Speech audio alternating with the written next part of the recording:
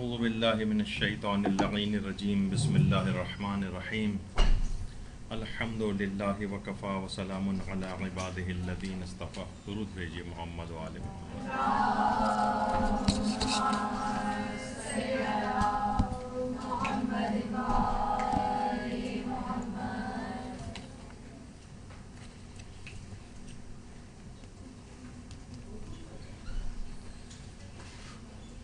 گفتگو یہاں تک پہنچی تھی پچھلی دفعہ کہ ہم کس طرح سے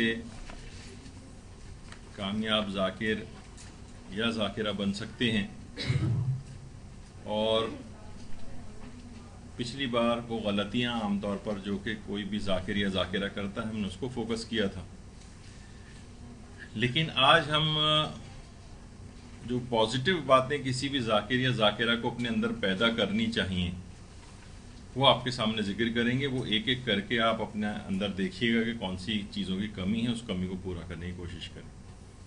دیکھیے، پہلی بات تو یہ ہے، ایک اصول کے طور پر اسے یاد رکھیے کہ ہمیشہ کامل خطیب بننے کی کوشش کریں، ناقص نہیں.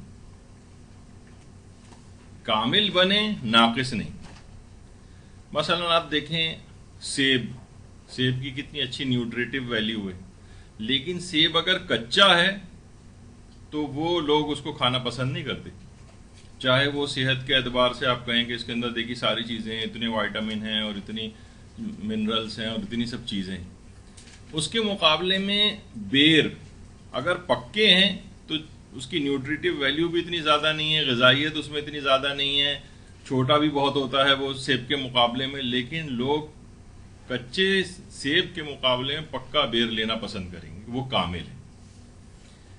اسی طرح سے مثلا آپ درزیوں کو کپڑے دیتی ہیں، درزی نے پورے کپڑے تیار کر دیے لیکن مثلا اس کے کاج اور بٹن وغیرہ نہیں لگائے، آپ پورا سوٹ چھوڑ کے آ جاتی ہیں کہ مجھے کامل چاہیے، ناقص نہیں چاہیے. اسی طرح سے مثلا لانڈری کو کسی نے کپڑے دھلنے کے لیے دیے، وہاں سے دھو تو دیے لیکن وہ انتہائی کریزز کے ساتھ اچڑ ٹائپ کے جو کپڑے ہوتے ہیں مٹکے سے نکالے ہوئے، ایسے وہ آپ کو دے دے کہ دیکھیے میں نے دھو دیا. آپ کہیں گے نہیں، استری کر کے دو، کامل صورت میں دو، آپ چھوڑ کے آ جائیں گی کپڑا. تو دیکھیے اسی طرح سے بالکل ہوتا ہے. مثلا آپ جب بھی آپ دیکھتی ہیں کہ جن کے پاس گھٹیا مال ہوتا ہے، چھابڑی والے، وہ ہر گھر جاتے ہیں، روڈوں کے اوپر پھر رہے ہوتے ہیں. لیکن اگر کوئی شخص اپنے کام کا بہت ماہر ہے، وہ ایک جگہ پہ بیٹھا ہوتا ہے، پوری دنیا سے لوگ اس کے پاس پہنچتے ہیں کیونکہ اس نے کمال حاصل کیا ہے. ناقص اور گھٹیا مال اگر ہوگا تو آپ کو خود جگہ محنت کرنی پڑے گی، ہر جگہ جانا پڑے گا اور ایفرٹس کرنی پڑیں گی. اگر لیکن کمال کی طرف جائیں گی تو لوگ خود بخود آپ کے پاس آئیں گے. تو ممبروں کے اوپر بھی ایک مسئلہ ہے کہ ناقص جو خطیب ہیں انہوں نے بعض اوقات یہ ہوتا ہے کہ ناقص خطیب جو ہے وہ ممبروں پہ آ جاتے ہیں، یا خواتین ہیں وہ مجالس پڑھنا شروع کر دیتی ہیں، اور اس طریقہ اور انداز خطابت کا ایسا ہونا چاہیے کہ لوگوں سے آپ اپنی بات منوا سکیں. ظاہر ہے آپ عمل کی باتیں کریں گی، آپ لوگوں سے اپنی باتوں کو منوانے کے اعتبار سے گفتگو کریں گی، جسے کہا جاتا ہے حسن طلب، یعنی کچھ بغیر کہے. مثلا یہ ہوتا ہے نا کہ آپ کو بار بار کہنا پڑتا ہے پلیز آپ بیٹھ جائیں، یہ نہ کریں، وہ نہ کریں. جو اچھے ٹیچر نہیں ہوتے ان کو ہر وقت اسی کی صورتحال رہتی ہے کہ ہر وقت وہ بچوں کو ڈانٹ پھٹکار کرتے رہیں. آپ نے خود ان کو ایسا ہپنوٹائز اور مسمرائز نہیں کیا ہے کہ وہ آپ کی بات کو فوراً سن کے اور اس کے اوپر عمل شروع کر دیں. آپ ان کو بالکل ہپنوٹائز کر دیں کہ وہ ادھر ادھر ان کو دیکھنے کا بھی موقع نہیں ملے، تو کچھ کہنے کی بھی ضرورت نہیں پیش آئے گی.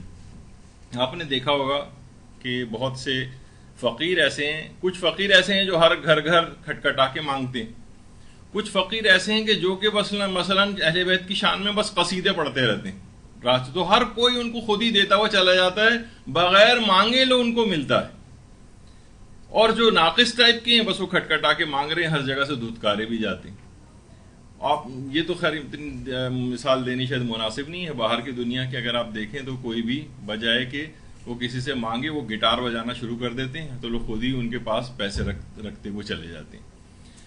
تو کامل خطیب جو ہے نا وہ اس انداز کا ہوتا ہے کہ اسے کچھ کرنے کی اس لحاظ سے ضرورت پیش نہیں آتی کہ اس نے پہلے ہی محنت کر کے کمال حاصل کیا ہے اور پھر اس کے بعد وہ ممبر پہ آیا ہے تو اس کو پھر بہت زیادہ ایفرٹ نہیں کرنا پڑتی جیسے کہ دیگر لوگوں کے ساتھ آپ سنتی. دوسری چیز یعنی اس میں ابھی کیا پہلا پوائنٹ ہوا وہ یہ ہے کہ آپ کو کامل خطیب بننا ہے, یعنی نقائص آپ نے جتنا ممکن ہو سکے اپنے سے دور کریں, جتنا ہو سکے اس کے اندر صلاحیت پیدا کریں اور اس کے بعد پھر ممبر پہ جائیں. جو ہم نے پچھلی دفعہ کہا تھا کہ وہ مشق ستم لوگوں کو نہیں بنانا ہے آپ نے کہ جناب ٹھیک ہے 30 40 50 خراب مجلسیں پڑھیں گی تو خود بخود ہی پڑھنا آ جائے گی, کچھ بہتری آئے گی لیکن معاشرے کے اندر آپ کی شہرت بھی خراب ہو جائے گی. دوسرا اصول یہ ہے کہ اس میں باڈی لینگویج کا استعمال کریں. مثلا باڈی لینگویج میں کیا چیزیں آتی ہیں, مثلا آپ کوئی چیز بیان کر رہی ہیں کہ مثلا رسول اللہ یہ بات سن کر مسکرائے, تو آپ کو وہ بات سنجیدگی کے ساتھ نہیں کہنی بلکہ خود بھی مسکراتے ہوئے اس بات کو کہنا ہے. یہ باڈی لینگویج, اس کا اثر بالکل الگ ہوگا, زیادہ ہوگا امپیکٹ اس کا حاضرین کے اوپر. یا مثلا وہ روایتوں میں ملتا ہے کہ کوئی بات آپ کو یہ بیان کرنی ہے کہ امام جو ہے غصے سے سرخ ہو گئے, روایتوں میں ملتا ہے. تو اب آپ کو عام طرح سے نہیں کہنا کہ امام وہ ناراض ہو گئے, غصے ہو گئے, آپ کو لہجہ بھی ایسا بنانا ہے غصے والا. مثلا روایت میں ملتا ہے کہ کسی نے مولا سے آ کے کہا کہ مولا نے ایک دفعہ اپنے اصحاب سے مشورہ مانگا, تو راوی حیران رہ گیا, کہنے لگے مولا مثلی استشیر و مثلک, میرے جیسا انسان آپ جیسے انسان کو مشورہ دے گا.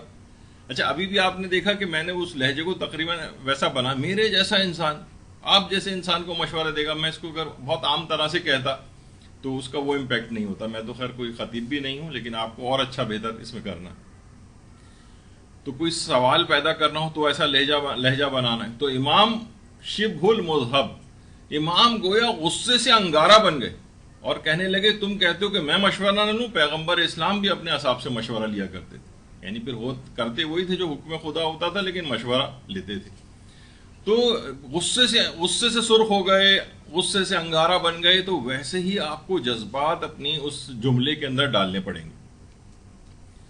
مثلا وہ روایت اکثر علماء بھی پڑھتے ہیں, آپ تو ظاہر ہے کہ اس لحاظ سے اس کو شاید نہیں پڑھ سکیں, لیکن میں ویسی مثال کے طور پر پیش کر رہا ہوں کہ جناب وہ پیغمبر اسلام کے پاس مختلف وفود آتے تھے. تو ایک اس طرح کا وفد آیا کہ انہوں نے داڑیاں مونڈی ہوئی تھیں اور مونچھوں کو بڑھایا ہوا تھا اور سونے کے جو ہے وہ کمربند باندھے ہوئے تھے اپنے اس لباس کے اندر. تو کرہما نظر علیہما, پیغمبر نے کراہیت و نفرت کے ساتھ منہ کو پھیر لیا. تو اب کراہیت و نفرت سے منہ کو پھیر لیا تو اس وقت خطیب جو ہے وہ خود بھی اپنے چہرے کو ہٹائے, آڈینس کی طرف دیکھ رہا ہے, ذرا سا پریزنٹیشن اس کی ایسی ہو کہ پیغمبر کے اس فعل کو تھوڑا سا باڈی لینگویج کے ذریعے ڈیمانسٹریٹ کرے. اب آپ یہ خود دیکھیں گے کہ کون سے الفاظ کس طرح کے ہیں, کب کیا ہیں, اور مجھے کس طرح سے ان کو جو ہے وہ کہنا چاہیے. اس میں باڈی لینگویج میں ہاتھوں کا استعمال بھی بہت ہوتا ہے. یہ بھی آپ کو سیکھنا پڑے گا کہ یعنی ہاتھوں کو کس انداز سے, مثلا ایک تو ہوتا ہے. اچھا البتہ ایک بات ضرور ہے کہ خواتین کو اس میں نسوانیت کا خیال رکھنا ہے. جب یہ چیزیں بتائی جا رہی ہوتی ہیں تو بہت سی چیزیں ایسی ہیں جو مردوں کے لیے سازگار ہیں, ان پر اچھی لگتی ہیں, لیکن خواتین بہت زیادہ اگر اچھل کود شروع کر دیں, ان کی پرسنالٹی اور اس سے ذرا بعید ہوتا ہے. مناسب حد تک ہاتھوں کا استعمال ہو, لیکن بہت زیادہ کچھ خواتین مردوں کی مرد ذاکروں کی وہ شروع کر دیتی ہیں اور بہت زیادہ جسمانی حرکات اس کے اوپر ممبر پہ یا کرسی وغیرہ پہ, تو اس سے آپ کو احتیاط کرنا ہے, وہ اچھا نہیں لگتا ہے ان پہ. یا مثلا کوئی اگر نتیجہ آپ دے رہی ہوں تو نتیجہ فائنل نتیجہ دینے سے پہلے, کوئی گفتگو کی دلیل دینے سے پہلے تھوڑی دیر کے لیے خاموشی کا ایک وقفہ, 1 سیکنڈ کا 2 سیکنڈ کا. اب مجمع بھی بالکل ہمتن گوش آپ کی طرف متوجہ ہوگا کہ آپ کیا نتیجہ دینے والی, تو 1 یا 2 سیکنڈ کا ایک وقفہ, یہ بھی سب باڈی لینگویج وغیرہ کے اندر آتا ہے. تو اچھا اس دوران کوشش کریں کہ کوئی معذرت خواہانہ کوئی قسم کا لہجہ استعمال نہ ہو, یعنی آپ کو اعتماد والا لہجہ جو ہے وہ اپنے اندر رکھنا اور حاضرین کے ساتھ نگاہوں کو ملانا ہے. یہ آپ کا اعتماد ظاہر کرتا ہے. جتنا آپ حاضرین کے ساتھ آئی کانٹیکٹ کریں گی مجالس میں بیٹھنے والی خواتین کے ساتھ, اور وہ میں نے پچھلی دفعہ بتایا تھا کہ ایسے کسی کو مت دیکھیں جو ادھر ادھر دیکھ رہی ہو, باتیں کر رہی ہو, اس سے آپ ڈس ہارٹ ہوں گی یا آپ کو بھی नेगेटिव आपके ऊपर कोई इम्पैक्ट होगा जो आपकी तवज्जो से सुन रहा हो। आंखों में आंखें डालकर, ये भी बॉडी लैंग्वेज के अंदर होता है, इससे आपका एतमाद जाहिर होता है। तो देखिए बहुत सारी चीजें ऐसी हैं कि मसलन रिवायतों में आता है कि इमाम ये सुनकर ये बात खुश हो गए। अच्छा, खुशी के कुछ जज्बात का आपको अपने लहजे के अंदर इजहार करना, या मसलन जिस वक्त हजरत ज़ैनब सलामुल्लाह अलैहा, दुरूद भेजिए मोहम्मद,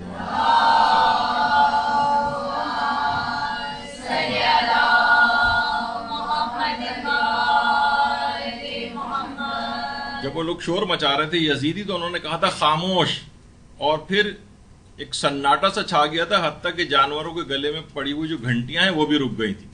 तो अब यहां पर आपको एक थोड़ा सा एक पॉज देना है, एक सन्नाटा सा मजमे के ऊपर भी आ जाए, तो उस तासुर के अंदर वो जो आप बयान कर रही हैं, लोग इमेजिनेशन में उस जगह पहुंच जाएंगे, आपकी बात का ज्यादा असर होगा। इसी तरह से मसलन अगर जंग पड़ रही है, आप कह रही हैं कि हजरत कासिम अलैहिस्सलाम और हजरत अली अकबर अलैहिस्सलाम जब जंग के लिए आए तो उन्होंने ये रजस पढ़े। अब रजस को आप आम तरीके से नहीं पढ़ें, उसमें जोश और जज्बात का इजहार होना चाहिए, क्योंकि रजस होते ही जोश और जज्बात के साथ पढ़ने की चीज। तो देखिए बहुत सारी चीजें ऐसी हैं, सब ना बॉडी लैंग्वेज कहलाती हैं।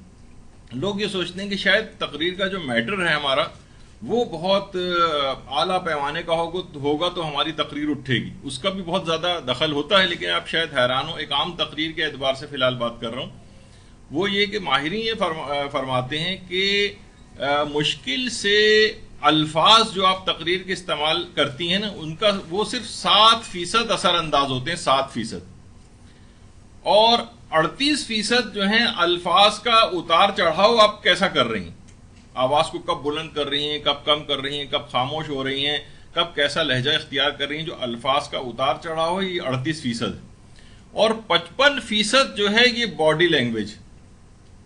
आपने देखा कि यानी जो माहिरीन है वो कहते हैं 55% बॉडी लैंग्वेज का इस्तेमाल होता है, जिससे मजमा पूरा ग्रिप में आता है।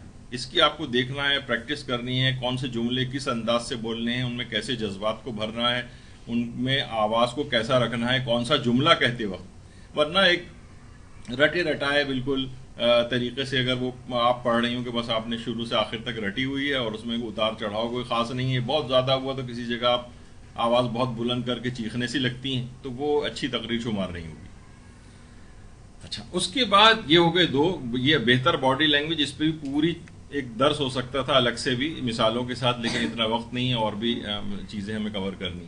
तीसरा असूल ये है कि मुहज़्ज़िब और शाइस्ता मज़ाह, ताकि लोग बोर ना होने पाए, कुछ ऐसे अल्फाज शाइस्ता की हो उसके अंदर। मसलन सैयद मोहम्मद देहलवी कितने मशहूर खतीब गुजरे हैं, और कायदे मिल्लत जाफरिया पाकिस्तान जो सबसे पहले जो बने थे उस लिहाज से उनका नाम आता है। अब वो मसलन बयान कर रहे थे कि मूसा की फौज या मूसा के जो साथी थे वो दरियाए नील के अंदर चले गए, क्योंकि दरियाए नील दरमियान से फट गया था और पीछे पीछे फिरौन और उसका लश्कर दाखिल हुआ। तो मूसा तो निकल गए और फिरौन क्योंकि मिस्री था, मिस्री की तरह से पानी में घुल गया। अब उन्होंने क्या किया, उस फिरौन के मिस्री होने को उस मिस्री के साथ मिलाकर, अच्छा मजमा एकदम से वाह वाह सुबहान अल्लाह वो उसके ऊपर चला, यानी मजमा एक लिहाज से फिर ग्रिप में आ गया। फिर आपको जो पैगाम मैसेज वगैरह देना है वो आप अपनी जगह पे वो करते रहें, लेकिन इस तरह के अल्फाज का या शाइस्ता मज़ाह का इस्तेमाल ये आपको करना होगा। अलबत्ता ये आपको जरूर उसके अंदर देखना होगा कि कोई मजलिस का वक़ार मजरू ना हो, यानी आपने इस तरह का कोई मज़ाह उसके अंदर ना लेकर आ जाए कि अगरचे लोग हंसें लेकिन उसमें गैर मेयारी हो वो मज़ाह नहीं, इसमें एक शाइस्तगी होनी चाहिए। अब मसलन जैसे मौलाना अजहर हसन जैदी साहब, वो इस काम के बड़े माहिर थे। मसलन किसी ने उनसे आकर कहा कि जनाब वो किताब तो मशहूर भी है, आप सोशल मीडिया पे इतना सुनती हैं, लेकिन उनकी सब तकरीरें तकरीबन इसी तरह की होती हैं कि आप मेराज को एक जुमले में बयान करें। तो उन्होंने कहा कि मीम और ऐन के राज को मेराज कहते हैं, मोहम्मद और अली, यानी दुरूद भेजिए मोहम्मद और अली।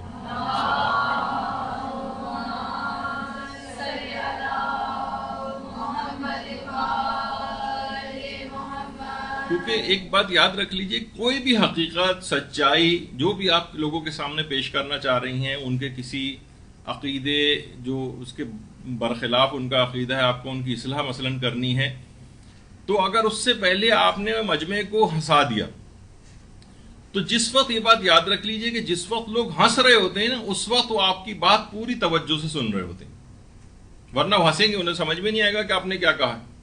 ہنسنے کے معنی یہ ہے کہ آپ کی بات توجہ سے سن رہے ہیں، اس کے بعد آپ فوراً بعد ہی اگر کوئی حقیقت آپ کو بتانی ہے تو وہ فوراً اس کو ایکسیپٹ کرنے کی پوزیشن میں بھی ہوتے ہیں، انہوں نے آپ کی بات کا اثر قبول کیا ہوا ہوتا ہے۔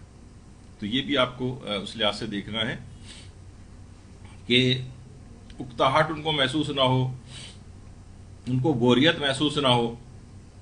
جیسے وہ اس بات کا اظہار کر رہے تھے کہ مولانا اظہر حسن زیدی صاحب کہتے تھے کہ شائستہ مزاح کی بات کر رہا ہوں کہ ایک مولوی صاحب نے کہا کہ کالا لباس پہننا تو بدعت ہے۔ تو مولانا اظہر حسن زیدی نے کہا کہ میں نے ان سے پوچھا کہ مولانا آپ کو کس نے بتایا؟ تو وہ کہنے لگے کالی کملی والے نے بتایا۔ تو انہوں نے کیا کیا، کالی کملی پیغمبر جو پہنا کرتے تھے تو اسی کے اندر انہوں نے جواب بھی دے دیا، ایک شائستہ مزاح بھی اس کے اندر آ گیا، میسج بھی جو ہے وہ کنوے ہو گیا دلیل کے طور پر کہ پیغمبر خود کالا لباس پہنتے تھے تو یہ مکروہ کیسے ہو گیا۔ تو یہ بہت سی یہ ایسے پوائنٹس ہیں شائستگی والے جس سے تقریر اٹھتی ہے آپ کی۔ اچھا، اب ایک اور اہم بات یہ ہے، یہ اصول نمبر 4، کہ آپ اچھے نکات کو جمع کرنے والی ایک ڈائری بنائیں، ایک خزانہ اس کے اندر موجود ہو۔ دیکھیے آپ کتنی کتابیں ایسی پڑھتی ہیں، کتنی ای میلز آپ کے پاس آتی ہیں، سوشل میڈیا پہ کتنے اچھے ذاکرین کے بعض اوقات کلپس آ رہے ہوتے ہیں، یا علماء کے کچھ ایسی باتیں اور نکات آ رہے ہوتے ہیں، آپ فوراً اس کو ایک ظاہر نکتے والی بات تو 1 لائن 2 لائن 3 لائن 5 لائن کی ہوگی، وہ آپ اپنی اس ڈائری کے اندر نوٹ کر لیں، اور پھر جب آپ فائنل تقریر اپنی بنانے والی ہوں گی اس کی ذرا ورق گردانی کر لیں کہ آپ کا جو مضمون ہے اس میں اس سے میچ کرتے ہوئے کون سے اچھے نکات ہیں، وہ آپ اپنی تقریر کے اندر ڈال لیں۔ لیکن یہ آپ مثلا مجلسوں کے اندر جاتی ہیں، وہاں کاغذ پینسل ساتھ، اپنے نوٹ بک چھوٹی ساتھ لے جانی چاہیے فوراً ہی، تاکہ کوئی بات اچھی لگے آپ فوراً اپنے پاس نوٹ کر لیں۔ آپ کو پتہ نہیں کس موقع پر آگے چل کر کب وہ آپ کو ہو سکتا ہے 10 سال بعد، 5 سال بعد، 2 سال بعد، یا اگلی مجلس میں ہی وہ بات آپ کے کام آ جائے۔ تو آپ کے پاس ایک اچھے نکات کی ایک ڈائری ہونی چاہیے، کوئی بھی اچھے جملے جو ذاکر یا ذاکرہ یا مثلا کوئی عالم بول رہا ہے، آپ نے وہ اچھے جملے اپنے پاس نوٹ کرنے اور اس کو ابتدائی طور پر اپنے اس کے اندر شامل کرتے جائیں۔ یہ بعد میں بہت ایک گلدستہ سا آپ کے پاس موجود ہوگا۔ یہاں پر ایک دفعہ مولانا شہنشاہ نقوی صاحب نے کلاس لی تھی، تو اپنے ساتھ وہ پوری تمام ڈائریاں بھی لے کر آئے تھے اور انہوں نے ڈسپلے کی تھی کہ دیکھیں گے میں 20 سال سے 30 سال سے جب سے پڑھ رہا ہوں تب سے یہ نکات اس طرح سے جمع کر رہا ہوں، پھر انہی کو کمپائل کر کے جو ہے وہ ایک مجلس پڑھ دیا کرتے ہیں۔ تو یہ تمام چیزیں ایسی ہیں کہ کوشش یہ کریں کہ یہ جو تقریر بھی آپ کی ایک سیگمنٹس میں ہونی چاہیے۔ یہ جملہ تو اتنا اچھا نہیں ہے لیکن کیونکہ ذرا مشہور ہے کہ ٹوٹوں کی صورت میں ہو، یعنی 5-5 منٹ کے، 3-3 منٹ کے۔ اس کے بعد وہ جو بھی موضوع ہوگا ظاہر ہے وہ آپ اس کو اوور پیک پہ لے جائیں گی، خواتین اس میں درود پڑھیں گی، آپ نے پورا وہ ڈیلیور کیا اور اس کے بعد آپ اگلے سیگمنٹ پہ چلی گئی۔ کیونکہ ابھی آگے چل کر آئے گا کہ وہ جو ہم نے پچھلی دفعہ کہا تھا کہ پوری شروع سے آخر تک ایک ہی موضوع پر تقریر نہ ہو بلکہ بہت سارے موضوعات ہوں، تو جو بہت سارے موضوعات ہوں گے تو ظاہر ہے 3-3 5-5 منٹ کے ہوں گے، تو وہ ان سیگمنٹس کے اندر ڈیوائڈ کر دیں، اس سے آپ کو یاد رکھنے میں بھی آسانی ہوگی، یاد رکھنے میں بہت آسانی ہوگی کہ آپ کو پتا ہوگا کہ ہاں جی مثلا پوری میری تقریر 5 یا 7 سیگمنٹس میں ہے اور 5-5 منٹ کے ہیں، 35-40 منٹ کی جو آپ کی تقریر ہے، تو آپ کو بھولنے کا کوئی ایسا مسئلہ نہیں ہوگا، آپ کو پتا ہے کہ یہ 5-7 سیگمنٹس ہیں، وہ تو اپنے دماغ میں آپ کے ہوں گے تو آپ کو آسانی ہوگی۔ اچھا، اب ایک اور اصول یہ ہے کہ لوگ اس کی طرف متوجہ نہیں ہوتے کہ ہمیشہ اچھی تقریر یا مجلس وہ ہوتی ہے جو اپنے ابتدائی جملوں سے ہی جو ہے وہ اٹھ جائے۔ وہ مجلس بالکل ابھی آپ نے ابتدائی جملے ہی اتنے جاندار ہونے چاہیے۔ لوگ سوچتے ہیں کہ ابھی ابتدائی 5-10 منٹ تک تو بور گفتگو بڑے آرام سے لوگ کرتے ہیں، پھر اس کے بعد جو درمیان آتا ہے تو ذرا جوش مجلس کے اندر آنا شروع ہوتا ہے۔ ابتدائی طور پر جس زمانے میں علامہ عقیل الغروی صاحب یہاں پر آئے تھے تو یہاں مختلف مجالس ہوتی تھی، تو میں ابتدائی طور پر ہی یعنی بہت سی چیزوں کو سیکھنے کے لحاظ سے بھی جو ہے ان کی تقریروں میں مجالس میں جانا ہوتا تھا تو وہ ابتدائی خطبہ ختم کرنے کے بعد ہی ایسے جملے کہتے تھے کہ بے تحاشا واہ واہ شروع ہو جاتی تھی. یعنی یہ بھی ایک بہت ویسا طریقہ کار ہے کہ آپ ابتدائی جملوں کو بھی ضائع نہ کریں تاکہ تقریر شروع ہی سے اٹھ جائے. تو اس کی خصوصی آپ کو تیاری کرنی پڑے گی, خصوصی جملے ایسے جو بھی آپ کے موضوع سے متعلق ہیں کہ لوگ شروع ہی سے متوجہ ہو جائیں. یہ نہ ہو کہ ابھی تو یہ آہستہ آہستہ ذرا گراؤنڈ بنائیں گے اور تمہید ہوگی اور 10-15 منٹ بعد ذرا اس کے اندر کوئی جذبات وغیرہ آئیں گے. اس کے بعد اگلا اصول یہ ہے کہ تقریر کرنے کی ہر وقت اور ہر جگہ پریکٹس کریں. ہر وقت ہر جگہ. ایک جگہ میں پتہ نہیں کسی کتاب میں کہاں پڑھ رہا تھا واقعہ کہ ایک شخص کے ہاں ایک بنگلہ دیش کا ایک ملازم کام کرتا تھا, عام گھریلو ملازم تھا, لیکن کیا اس کو ہر وقت اس کو گنگنانے کی عادت تھی. ہر وقت گانے گا رہا ہے. اب مثال تو اتنی اچھی نہیں لیکن یہ کہ بہرحال گانے گاتا تھا. وہ کہہ رہے ہیں روٹی لینے کے لیے باہر بھیج رہے ہیں تو وہ گانے گاتا ہوا جا رہا ہے, کسی جگہ بھیج رہے ہیں تو وہ گانے گاتا ہوا جا رہا ہے, گھر میں روٹی پکا رہا ہے تو گانے گا رہا ہے, گھر میں اور جھاڑو لگا رہا ہے تو گانے گا رہا ہے. ہر وقت اس کا بس یہی کام تھا. کچھ دن بعد جو ہے وہ جس طرح سے لوگ اپنے وطن واپس جاتے ہیں وطن واپس گیا کہ میں کچھ دن بعد آ جاؤں گا. کچھ ہی کافی عرصے تک نہیں آیا, پھر اس کا ایک لیٹر آیا اور اس نے کہا کہ میں یہاں پر میوزک ڈائریکٹر لگ گیا ہوں آ کے ایک جگہ اور اب میری طرف سے استعفیٰ قبول کریں. تو اس سے کیا ہوا کہ ہر وقت کی مشق اور پریکٹس کے بعد اتنی صلاحیت اس کے اندر پیدا ہو گئی کہ وہ میوزک ڈائریکٹر لگ گیا مثلا. یعنی ہر وقت گلوکاری کر رہا ہے, ہر وقت اس طرف جو ہے اس کا دماغ لگا ہوا ہے. تو آپ کو بھی کوشش یہ کرنی کہ ہر وقت آپ کوشش کریں کہاں مجھے موقع ملے اور ایک کچھ افراد بیٹھے ہوں اسی میں آپ کوئی 5-7 منٹ کی اسپیچ کر دیں. کوئی نہیں ہے تب بھی آپ کر دیں, گھر میں کوئی نہیں ہے تب بھی آپ اگر اکیلی ہیں گھر میں آپ اپنا مجلس اس طریقے سے آپ پڑھ رہی ہیں اس طرح سے پریکٹس. آپ کچھ ہی عرصے بعد دیکھیں گے ذرا ایک اس طرح کا ایک جنون سر پہ سوار ہوگا کہ میں اچھی مجلس پڑھوں, خود بخود ریفائنمنٹ آتی جائے گی. تو یہ بہت ہی اہم چیز ہے. اور بہت سارے لوگ ایسے ہوتے ہیں ذرا ان کے دماغ پہ ہوتا ہے. خود ہمارے مدرسے سے وابستہ میرے ساتھی آفس میں ایک مشہور نوحہ خوان ہیں, وہ ہر وقت ان کے ساتھ ہی ہوتا ہے, میرے پاس آ کر کھڑے بھی ہوتے ہیں, انہیں احساس بھی نہیں ہوتا کہ وہ مثلا مجھ سے کوئی بات کہنے, کوئی چیز دکھانے کے لیے, کوئی چیز اپروو کرانے کے لیے آتے ہیں تو وہ کوئی نہ کوئی نوحہ جو ہے وہ گنگنا رہے ہوتے ہیں.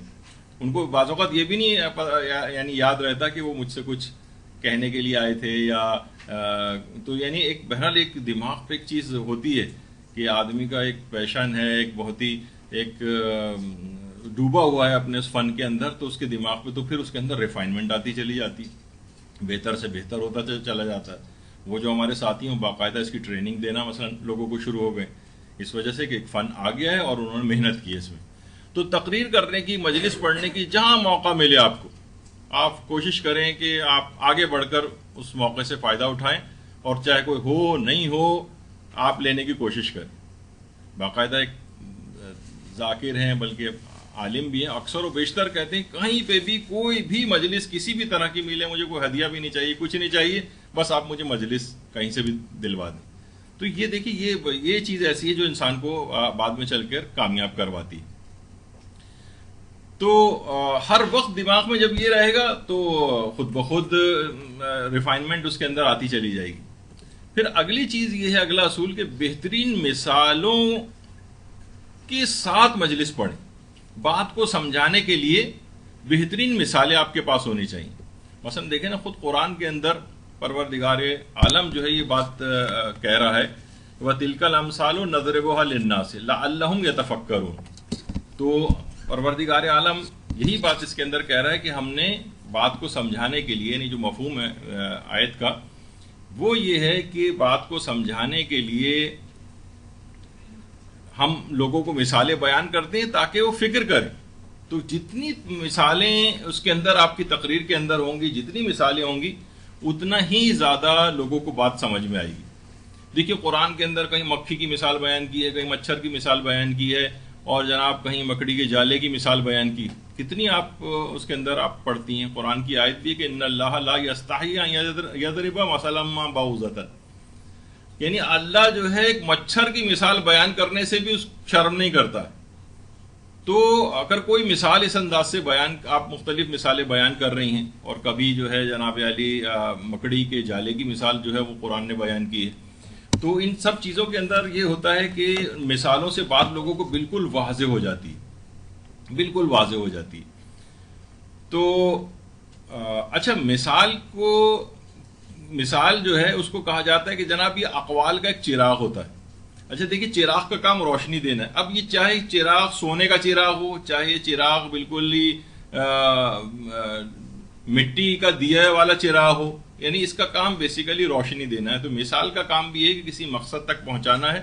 کوئی بہت اعلیٰ پائے کی مثال جو ہے وہ دینا ضروری نہیں، نہ تمام جہتوں کا مثال میں پورا ہونا ضروری ہوتا ہے، لیکن آپ کہیں کہ مثال کے طور پر آپ کوئی بھی اچھی مثال جو ہے وہ بیان کریں۔ امام حسن علیہ السلام مثال بیان کرتے تھے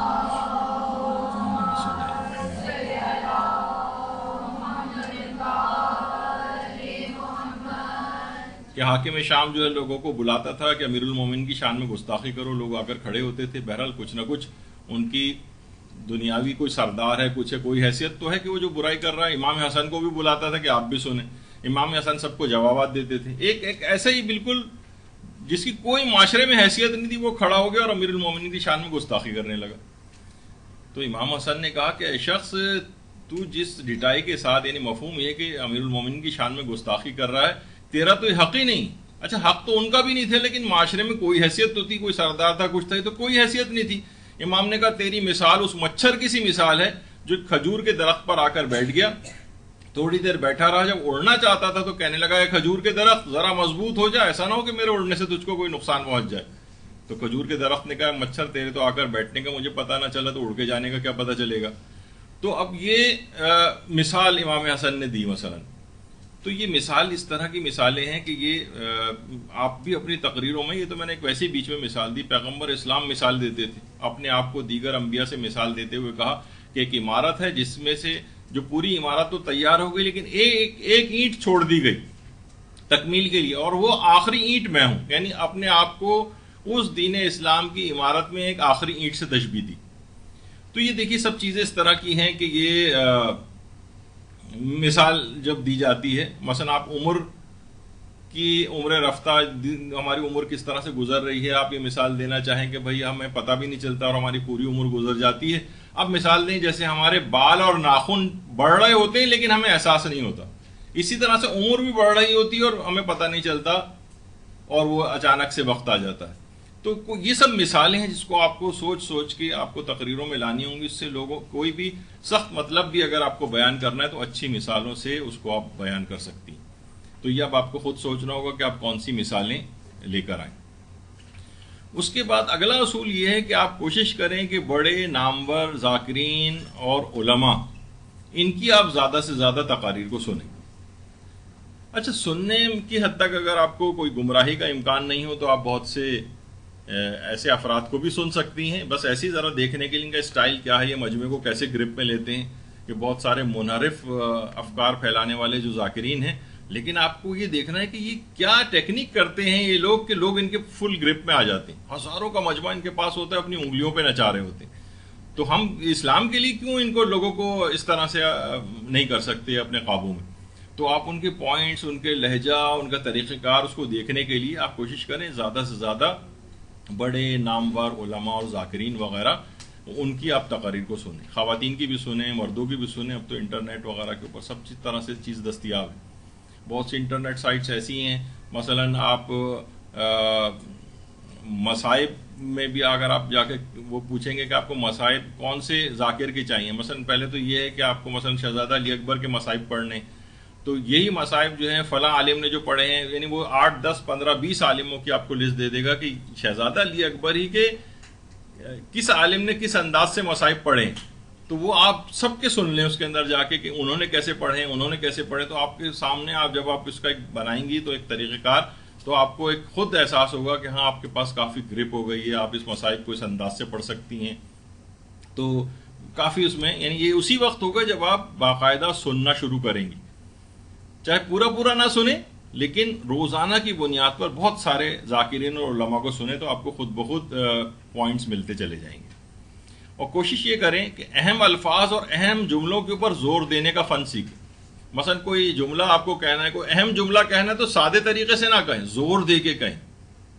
اہم الفاظ اگر آپ کوئی بول رہی ہیں، مثلا لفظ ولایت، تو آپ کو ولایت کو عام طرح سے نہیں پڑھنا ہے آپ کو، کیونکہ اہم لفظ ہے جس کی پہ آپ اپنی تقریر کو بیس کر رہی تھی. مثلا عصمت کو آپ کو کر رہی تھی، تو آپ عام طریقے سے نہیں، ان الفاظ کے اوپر زور دیں، ان جملوں کے اوپر زور دینا، یہ بہت اہم چیز ہوتی ہے.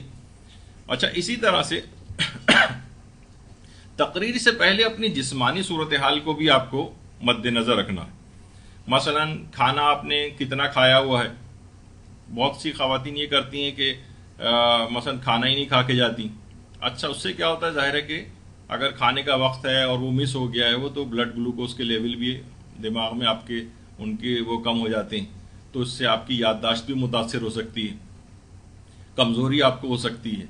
اچھا، زیادہ اگر کھا لیں گے تو اس سے جو ہے غنودگی، اس سے ساری بلڈ سپلائی پیٹ کی طرف ہو جائے گی اور دماغ کو خون کم جائے گا، تو اس سے بھی یہ ہے کہ تو اتنا آپ ہلکا پھلکا کھا لیں کہ نہ کمزوری ہو اور نہ ہی کوئی غنودگی وغیرہ نیند آپ کو آئے. تو یہ ہر شخص کو اپنے جسمانی اعتبار سے، اپنے جسم کو ہر شخص سمجھتا ہے کہ کب اسے کس چیز کی ضرورت ہوتی ہے، تو اس لحاظ سے اپنی جسمانی صورتحال کا آپ کو خیال کرنا ہے.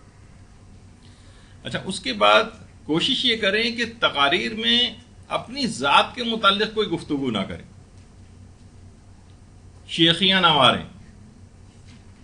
آپ جانتی ہیں کہ میں ایسی تقریر کی عادی نہیں ہوں. بھئی آپ کیا ہیں، آپ کی کیا حیثیت ہے اس قسم کی بات کریں. ایک صاحب تھے، میں ان کی مجلس میں ایک دفعہ بیٹھا ہوا تھا، میرے خیال ہے 5 سال میں شاید 1 یا 2 دفعہ مجلس پڑھتے ہوں. اس میں وہ یہ جملہ کہہ رہے تھے تو مجھے ہنسی بھی آئی کہ آپ حاضرین جانتے ہیں کہ جو ہے میں اس قسم کی گفتگو کا عادی نہیں ہوں. بھئی آپ کرتے ہی پورے 5 سال میں 2 تقریریں تو کیسے جانیں گے وہ. تو یہ بلا وجہ کی جو شیخی مارنا. اور آپ کو پتہ ہے کہ میں قرآن سے بات کرتی ہوں، میں زیادہ روایات پڑھنے کی عادی نہیں ہوں. ارے یہ تو کوئی بہت بڑا عالم یا کوئی بات کا بول، تو یہ کہ اس سے تو احادیث اور روایات کا ایک استخفاف بھی ہوتا ہے اس کے اندر. قرآن و حدیث دونوں اس کے اندر پیش کرنا ہے. آپ کہہ رہی ہیں میں تو بہت عالمہ فاضلہ ہوں کہ میں صرف قرآن سے گفتگو کرتی ہوں، حدیث کو میں زیادہ وہ نہیں کرتی. تو یہ اس طرح کی جو چیزیں ہیں، شیخیاں مارنا یا اپنے بیرون ملک جو اگر کوئی دورے، کوئی خاص بات بتانی ہو آپ کو، اس میں تو نقل کر سکتی ہیں، لیکن صرف اس وجہ سے کہ جب میں گئی ہوئی تھی مثلا UK گئی ہوئی تھی مجالس پڑھنے، تو ایسے ہی کوئی آپ نے زبردستی بات نکالی اور کوئی بھی بیان کر دی تاکہ لوگوں کو ہو کہ اچھا یہ وہاں پہ بھی جا چکی ہیں. جیسے پرانے بزرگ کہتے تھے نا کہ بھائی ان کو جا کے ان کے ہاتھ دھلا دو، وہ لوٹا جو میں 5ویں حج سے لے کر آیا تھا وہ لے کر آنا ذرا ان کے ہاتھ دھلوانے کے لیے. تو یعنی دوسرے الفاظ میں یہ بھی بتا دیا آپ نے کہ آپ کا 5واں حج ہے. تو یہ صورتحال جو ہے اپنی ذات کے متعلق گفتگو کرنا، میں جس کے اندر آئے نہیں، یہ آپ کو اوائڈ کرنی، یہ نہیں کریں. اچھا، اس کے بعد اگلا جو اصول آپ کو یاد رکھیں کہ زبان آپ کی سادہ ہونی چاہیے لیکن غیر معیاری نہیں ہونی چاہیے. غیر معیاری نہ ہو، سادہ ہو، غیر معیاری نہ ہو. سلینگ جو ورڈز کہلاتے ہیں وہ آپ اس کے اندر نہ آئیں. مثلا کسی چیز کو آپ کو مذمت بیان کرنی ہے، آپ نے کہا کہ فلاں چیز بالکل پھٹیچر ہے. آپ کو پتا ہے کہ وزیر اعظم نے بھی ایک دفعہ کہہ دیا تھا، تو کتنے دن اخباروں کے اندر اس کا چرچا ہوا تھا کسی کھلاڑی کے لیے شاید. تو بہرحال یہ تقریر کے لحاظ سے اچھا ورڈ نہیں. کوئی اور آپ متبادل اس کا وہ کر لیں. مثلا جب فلاں جگہ جو ہے وہ مناظرہ ہوا تو فلاں صاحب جو تھے وہ پتلی گلی سے نکل گئے. اب یہ اس قسم کے الفاظ جو ہے یہ تقریر کے آپ کے شایان شان نہیں، آپ کو اس کا کوئی اور دوسرا متبادل کرنا پڑے گا. یا فلاں چیز ہڑپ کر گئے، ہڑپ کرنے کے بجائے کھا گئے، نگل گئے، کوئی بھی اس طرح کی بات وہ آپ کریں. یا مثلا بہت ساری چیزیں ایسی ہیں جیسے سفر ہے، اس کو لوگ تیزی جو ہے وہ جو کہتے ہیں، یہ اس طرح کے جملے جو ہے وہ نہ کہیں. ربیع الاول کو 12 وفات آپ کہہ گئیں. یا مثلا اور اسی طرح سے ربیع الثانی ہے، اس کو 11ویں کہہ رہی ہیں آپ. یا مثلا ذی قعدہ ہے، اس کو خالی کا مہینہ کہہ رہی ہیں. تو یہ اچھے الفاظ اس میں شمار نہیں ہوں گے جو الفاظ مناسب اور صحیح ہیں.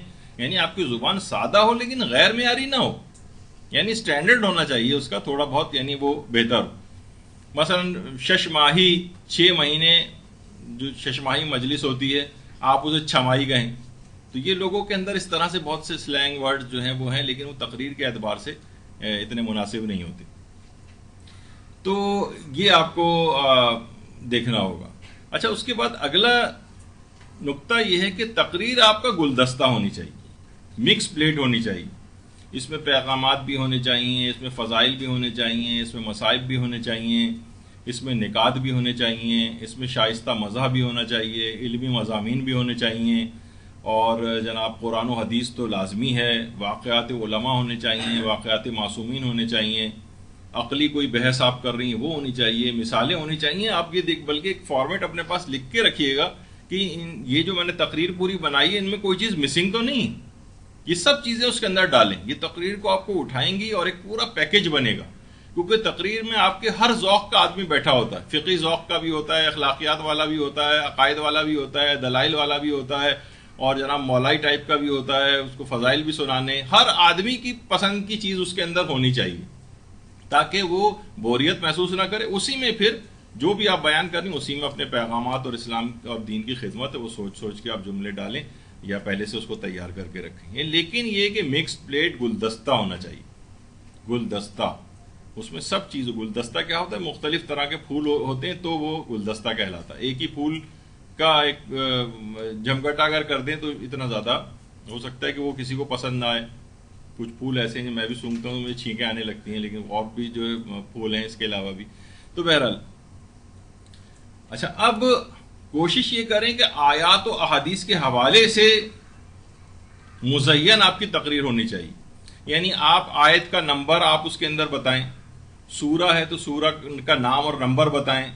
حدیث اگر آپ کوئی بیان کر رہی ہیں مثلا تو آپ حدیث یعنی یہ روایت جو آپ نے پڑھی ہے کون سی کتاب کے اندر ہے, اس حدیث کی کتاب کو یا روایتوں کی کتاب کو لکھنے والا کون ہے اس کا بتائیں گے کہ جناب یہ نعمت اللہ جزائری کی کتاب ہے, یہ مثلا محدث نوری کی کتاب سے میں پڑھ رہی ہوں, یہ وسائل الشیعہ میں شیخ حر عاملی نے لکھی ہے.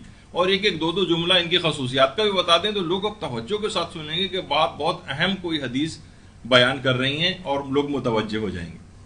اور ایک حق ان افراد کا بھی ہے کہ ان کی باتیں لوگوں کی جو جس نے احادیث کو کمپائل کیا ہے ان کی بھی باتیں لوگوں تک پہنچے, ان کا تعارف ہو. تو حوالہ جات سے مزین ہونی چاہیے. کوئی واقعہ آپ پڑھ رہی ہوں تو لوگ عام طور پہ ہوتا ہے نا کہ پتہ نہیں کہاں سے پڑھ رہی ہیں, آپ نے خاص طور پر حوالہ ضرور ان کو بتائیں کہ آپ نے کہاں سے پڑھا, کہ یہ میں نے فلاں کتاب سے پڑھا, یہ میں نے دست غیب شیرازی کی فلاں کتاب گناہ کبیرہ سے پڑھا ہے, یہ میں جو ہے جناب فلاں کتاب سے پڑھ رہی ہوں, اس کا نام بتائیں. اس سے کیا ہوگا, شروع سے لوگ سمجھ جائیں گے کہ آتھینٹک بات آپ ان کو بتانے جا رہی ہیں. تو حوالے ضرور ہونے چاہیے کوئی بھی چیز ہو. اگر البتہ بالکل کوئی کتابی مجلس بھی نہ ہو جائے کہ مثلا کسی کا حوالے میں 10 نام کتابوں کے آ رہے ہیں تو آپ 10 کے 10 نام پڑھ رہی ہیں. کبھی کوئی بہت ضرورت ہو تو ایک الگ بات ہے, لیکن عام طور پر ایک آدھ حوالہ کافی ہوتا ہے لوگوں کے لیے. اور ضروری نہیں کہ ہر چیز کا بھی حوالہ ہو, لیکن کوئی ایسی چیز جسے لوگ عموماً ماننے سے ذرا ہچکچاہٹ کا مظاہرہ آپ کے خیال میں کریں تو اس کا تو حوالہ آپ ضرور دیں. پھر اس کے بعد کوشش کریں کہ جو سب سے پہلے خطبہ پڑھا جاتا ہے, خطبہ آپ خوش الہانی سے پڑھیں, لیکن اس طرح سے نہ پڑھیں اس طرح قرات قرآن ہوتی.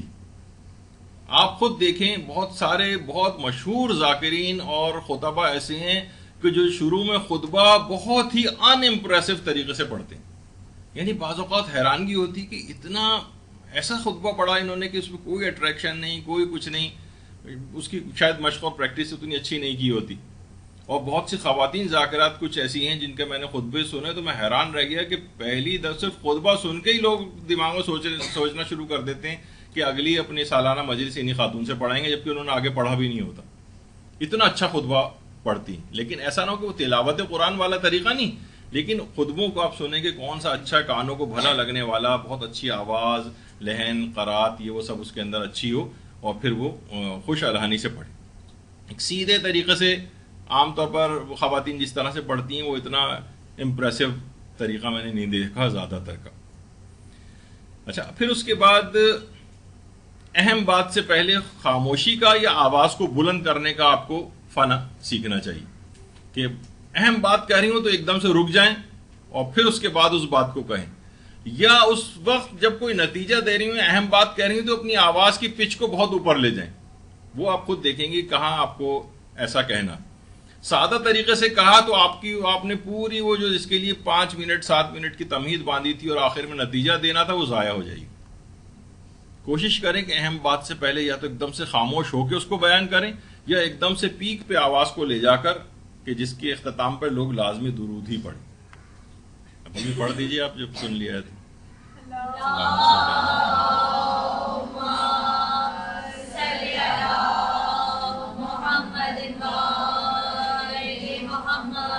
اگلا اصول یہ ہے کہ معترضین اور ناقدین کی باتوں پر خصوصی توجہ دیں. یہ آپ کے سب سے فائدے مند لوگ ہیں.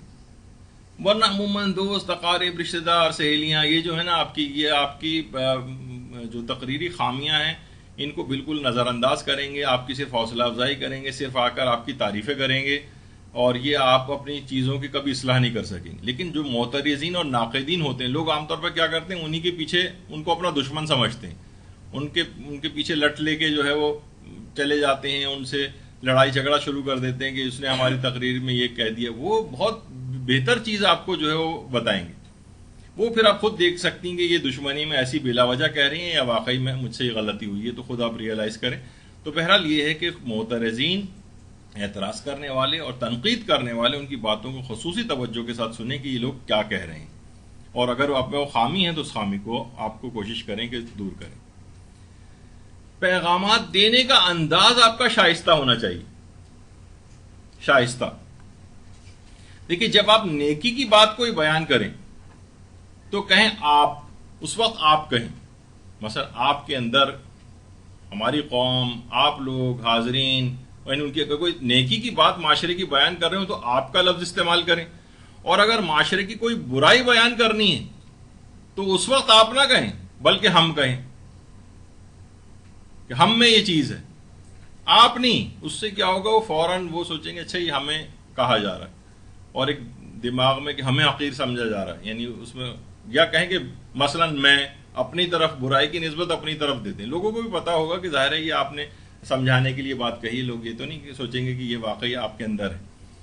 تو پیغامات دینے کا انداز شائستہ ہونا چاہیے. اب گراؤنڈ کیسے بنائیں گے آپ؟ مثلا آپ کو پیغام دینا ہے، بے پردگی کے حوالے سے کوئی بات کہنی ہے. اب ظاہر ہے مجمع میں بہت سی اس قسم کی خواتین بھی ہوتی ہیں، تو کسی کو برا بھی نہ لگے تو آپ یہ کہہ سکتی ہیں دیکھیے بھائی، مجلس کو برپا کر کے بانی مجلس نے تو اپنا فریضہ ادا کر دیا. آپ لوگوں یہاں پر آ گئے ہیں، آپ لوگوں نے بھی اپنا فریضہ ادا کر دیا. اب اگر میں نے اپنا فریضہ ادا نہ کیا، آپ سب لوگ تو بری ذمہ ہو گئے. انہوں نے تو مجلس برپا کر دی، سارے انتظامات کر دیے، آپ لوگ حاضر ہو گئے. اب میں نے ہی اگر اسلام کا پیغام نہیں پہنچایا تو میں قیامت کے روز بری ذمہ نہیں ہو سکوں گی. جیسے بہت سے علماء کہتے ہیں کہ یہ میرے سر پہ جو رکھا ہوا امامہ، یہ مجھے مجبور کر رہا ہے کہ میں آپ سے حق بات کہوں. یہ ممبر مجھے مجبور کر رہا ہے، یہ کرسی مجھے مجبور کر رہی ہے کہ میں حق بات آپ سے کہوں. اب کیا ہے، فوراً لوگ سننے کو تیار ہو جائیں گے کہ آپ اپنی ذمہ داری پوری کرنا چاہ رہی ہیں. اور جب آپ یہ بات بیان کر دیں پھر آپ کہہ دیں کہ آدھی ذمہ داری تو آپ کے آنے سے پوری ہو گئی تھی، اب جو پیغام حق یہاں سے آپ کو ملا اس پر عمل کر کے باقی آدھی ذمہ داری بھی پوری کر دیجیے. اب فوراً کیا ہوگا کہ لوگ دماغ میں اس کو ایکسیپٹ کرنے کو تیار ہو جائیں گے، کیونکہ آپ نے گراؤنڈ ایسا بنایا کہ ایک شرعی ذمہ داری ہے یہ سننا، یہ سیکھنا یہاں پر مجلس میں آ کر ایک ذمہ داری بن گئی. اب اس کے اوپر عمل بھی کرنا ہے. ورنہ اگر بالکل براہ راست کہ آپ ایسے یہ خرابی وہ خرابی تو یہ مناسب نہیں ہے. یہ کہ ہر وقت آپ اپنی قوم کو اور ہر وقت اپنی ملت کو برا بھلا جو ہے انسان کہتا رہے. اس سے کیا ہوتا ہے کہ احساس کمتری پیدا ہو جاتا ہے. نہیں ہوتا کہ جیسے بہت سے چائلڈ سائیکالوجی میں آپ کہتے رہیں کہ تم ہو ہی خراب، بچوں کو بار بار ہی کہتے رہیں تم ہو ہی پھسڈی، تم ہو ہی ایسے نالائق، تم ہو، تو وہ بھی سوچتا ہے کہ جب میں ہوں تو بس ٹھیک ہے ہوں، پھر وہ اپنی اصلاح کی بھی فکر نہیں کرتا. تو یہ اس طرح سے نہ ہو، لوگوں کی ہمت بنانی چاہیے. تو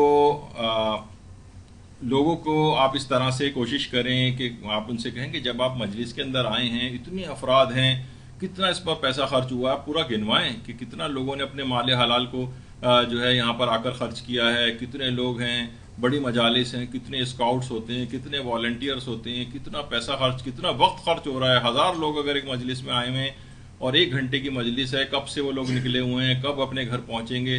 ہر شخص کے تقریباً 2.5-3 گھنٹے ایک مجلس کو سننے میں لگتے ہیں. تو یہ 3000 یا 9000 گھنٹے لوگوں کی. اب کتنی ذمہ داری میری ہے کہ اگر میں نے اس ذمہ داری کو پورا نہیں کیا. ہر آدمی سوچے گا ہاں واقعی کچھ نہ کچھ تو پھر ہمیں بھی اس سے لے کر جانا چاہیے. جب اتنے گھنٹوں کے اتنی محنتیں لوگوں کی اس ایک مجلس کے انعقاد کے اندر ہو رہی ہیں، اتنا پیسہ خرچ ہو رہا ہے، اور اس کے بعد آ کے لوگ ویسے ہی اٹھ کر چلے جائیں، کوئی ان کو نئی بات، کوئی عقائد کے استحکام، کوئی عمل کی طرف رغبت، کچھ بھی ان کے پاس اگر نہیں ہے، تو ان کو بھی احساس ہوگا کہ ویسٹیج ہوا ہے ٹائم، یعنی ہمارا ٹائم ویسٹ. ٹھیک ہے، وہ تو تعزیت پیش کرنے کا ایک اہم ترین مقصد ہے کہ ہم آئیں اور امام حسین کو تعزیت پیش کریں، امام زمانہ کے حضور تعزیت پیش کریں. درود بھیجیے محمد علیہ.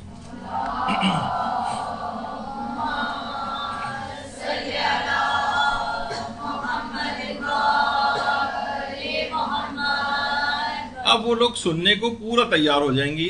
یہ پیغامات دینے کا اپنے مائنڈ ایک ان کا بنا دیا. یہ طریقہ کار ہوتا ہے. پاپا اور بھی چیزیں سوچیں گے تو میں نے ایک دو جملے سے اس طرح سے برسبیلے تذکرہ جو ہے آپ کے سامنے پیش کی، لیکن آپ اور اچھے الفاظ میں اس کو پیش کریں. اچھا، کوشش ایک چیز اور بھی، اکثر طالبات جو خاص طور پر مدارس کے پڑھنے کی ہوتی ہیں، تو کہتے ہیں لوگ تو ہم سے کہتے ہیں بھائی فضائل والی پڑھیے گا مجلس. اب بتائیے، لوگ تو صرف فضائل پوچھتے ہیں، تبلیغی مجلس تو کوئی. تو بھائی کس حکیم نے آپ کو یہ مشورہ دیا کہ آپ فضائل نہ پڑھیں؟ یعنی یہ آپ نے تبلیغی مجلس پڑھنے کا لازمہ یہ کیسے سمجھ لیا کہ اس میں ہم فضائل اہل بیت نہیں پڑھے جائیں گے؟ آپ تمام فضائل اہل بیت پڑھیں اور اس کا موازنہ لوگوں سے کریں، کردار سے موازنہ. مثلا آپ کہیں کہ دیکھیے اہل بیت کے فضائل بیان کریں، مثلا ان کا صبر کتنا تھا. اب صبر کے جو اہل بیت نے کہاں کہاں پر صبر کیا اس کی مثالیں، فضیلتیں بیان ہو رہی. اب آپ کہیں کہ دیکھیے ہم سے یہ تو اہل بیت کی حالت تھی، یعنی یہ ان کا مقام تھا اور ایک ہماری حالت ہے کہ ہم پہ تو گناہوں پر صبر نہیں ہوتا، ہم تھوڑی سی دیر اٹھ کر 5 منٹ کے لیے ہم نماز فجر نہیں پڑھ سکتے. یا آپ اپنا ان کی فضیلتیں بیان کرنے کے بعد اس طرح کی تبلیغ شروع کرتے ہیں کہ لوگ متوجہ ہو جائیں، نماز کی طرف متوجہ ہو جائیں، نماز قضا نہ کریں، اپنے مالی واجبات ادا کریں. مسلم ابن عقیل کہ وہ بیان آپ کر رہی ہوں تو انہوں نے وصیت کی تھی کہ میرا قرضہ اتارا جائے. تو ایک آدمی شہید ہو رہا ہے، امام کی راہ میں مارا جا رہا ہے اور جنت میں جانا اس کا یقینی ہے، لیکن پھر بھی وہ لوگوں کے حقوق اپنے ذمے سے اتارنا چاہتا ہے. یعنی آپ نے فضائل ان کے بیان کیے اور اس کے بعد لوگوں کو متوجہ کیا کہ آپ نے بھی کسی کا قرض لیا ہوا ہے، چیزیں لی ہوئی تو آپ واپس کیجیے. یہی تو تبلیغ ہے اور کیا ہے. تو یہ آپ کو خود سوچنا ہوگا کہ کب کس فضیلت کو آپ کس طرح سے ظاہر کریں. مثلا آئمہ کے آپ جو ہے وہ علم کے واقعات اگر آپ بتا رہی ہیں، لوگ کتنا واہ واہ کرتے ہیں. حضرت امیر کے واقعات جو علم کے لحاظ سے ہیں، جو انہوں نے مناظرے کیے ہیں، جو لوگوں کے سوالات کے جوابات دیے، وہ فضائل میں آپ پیش کریں اور اس کے بعد دوسرا آئینہ بھی دکھا دیں کہ ہماری جہالت کی انتہا دیکھی کہ ہم باب مدینۃ العلم کا نام آتے ہیں اور 2-2 فٹ اچھل کے مثلا ہم لوگ نعرے لگاتے ہیں، لیکن علم کے حوالے سے اگر کوئی کہے کہ نہج البلاغہ کسی نے شروع سے آخر تک پوری پڑھی ہوئی ہے تو حاضرین میں سے کوئی بھی ہاتھ کھڑا نہیں کرے گا مثلا. تو ہم لوگوں کی تو یہ حالت ہے. اب کیا ہوا، اسی میں آپ نے تبلیغ کر دی لیکن فضائل بھی بیان کر دی. تو یہ دونوں چیزوں کو آپ کو اس طرح سے ساتھ ملا کر جو ہے وہ چلنا پڑے گا. ان کی قربانیوں کا ذکر کریں، اہل بیت کی سب فضائل وہ ہم میں آئیں گی وہ، لیکن آپ کہیں گے ہم اپنی آسائشوں تک کو اسلام کے اوپر قربان نہیں کرتے، ہم اپنی نیند کو قربان نہیں کرتے، ہم بھوک و پیاس کو قربان نہیں کرتے، تو ہم اتنا آگے جان کیا دیں گے. تو یہ سب تبلیغات کے مختلف طریقے ہیں کہ جو آپ کو بیان کرنے چاہیے.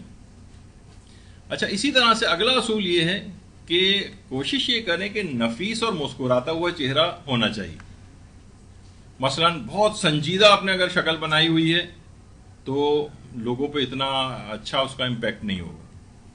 لوگوں کو ڈر نہ لگے آپ کو دیکھ کے. نفیس مسکراتا ہوا چہرہ، لوگ بالکل ایزی فیل کریں آپ کے ساتھ، آپ کی بات کو سن کر. تو اس طرح سے ہونا چاہیے.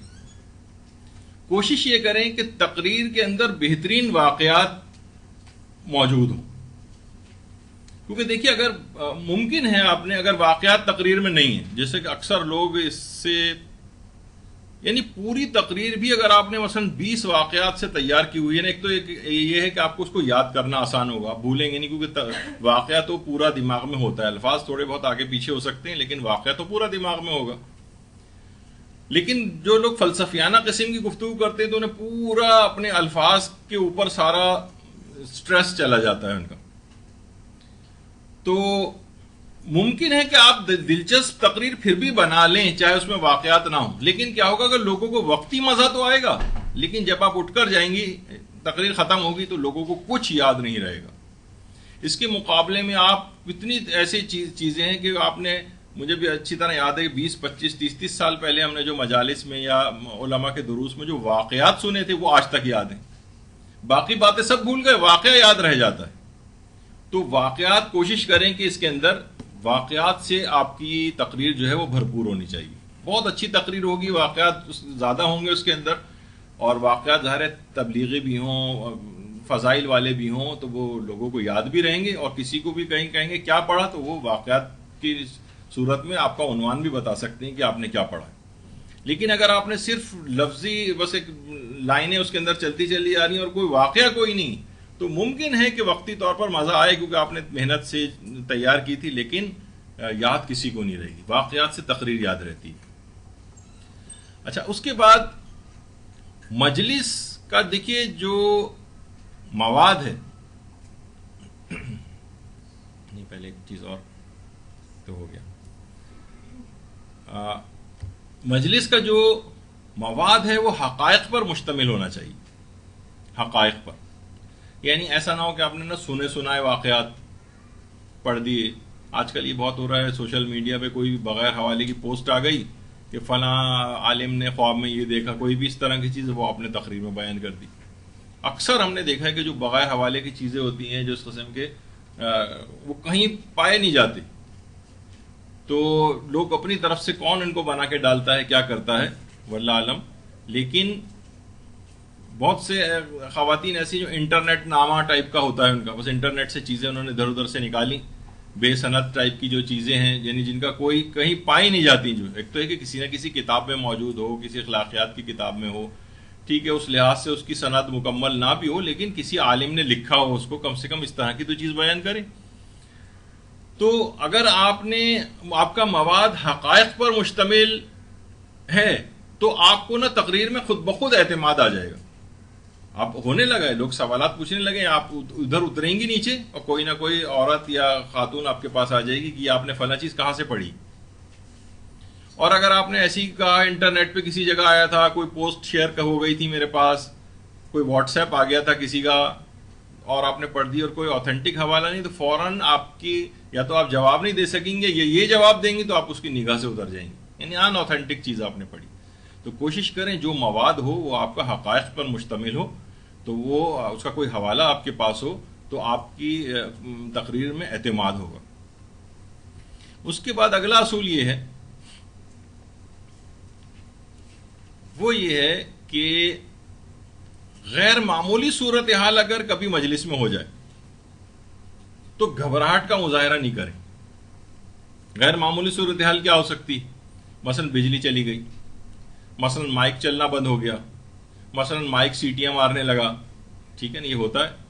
شور و غوغا بہت زیادہ ہو رہا ہے، بچہ کوئی رونا شروع ہو گیا، یا مثلا جو ہے چند جگہوں سے بھی اطلاع مجھے آئی کہ کسی مثلا مجلس میں کوئی چوہا گھس آیا، اب کھلبلی مچ گئی، سب لوگ اٹھ کے عورتیں چیخیں مارنے لگیں، کاکروچ چھپکلی آ گئی مثلا. تو یا سامعین میں کوئی ایسا ایب نارمل بیہیویئر کسی نے کیا، اس کو آپ کی بات پسند نہیں آئی، وہ تقریر کے بیچ میں بولنا شروع ہو گیا. تو عام طور پر یہ ہوتا ہے کہ جو ذاکر ہو یا ذاکرہ ہوتی ہے گھبراہٹ کا شکار ہو جاتے ہیں کہ یہ کیا ہو گیا. گھبرائیں بالکل نہیں، وہ غیر معمولی صورتحال مشکل سے چند منٹ رہے گی، لوگ اس آدمی کو پکڑ کے بٹھا دیں گے، لائٹ آ جائے گی، مائک چلنا شروع ہو جائے گا، کوئی متبادل اس کا ہو جائے گا، آپ پرسکون انداز سے ویسے ہی اپنی جگہ پر بیٹھے رہیں.